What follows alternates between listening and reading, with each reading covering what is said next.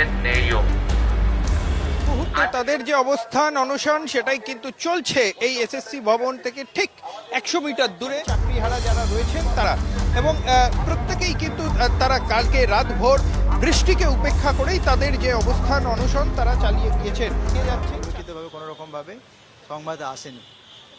তো যারা আপনাদের মাঝে যারা যাচ্ছে ঠিক আছে আলোচনা করুক, কিন্তু আমাদের স্পষ্ট বার্তা যে আর আলোচনা করে কতটা আলোচনা করা হবে, সেই আলোচনা আর কি দাম।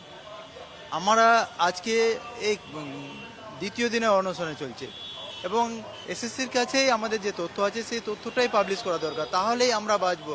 আর আলোচনা তাদের যে অবস্থান সেই অবস্থান কিন্তু তারা চালিয়ে যাবে এমনটাই কিন্তু তাদের তরফ থেকে বলা হয়েছে। এবং একদিকে যখন অবস্থান অনশন চলছে ঠিক এসএসসি ভবনের যে এরিয়া সেই জায়গায় কিন্তু বিশাল পুলিশ পিকেটিং করা হয়েছে, বিশাল পুলিশ বাহিনী।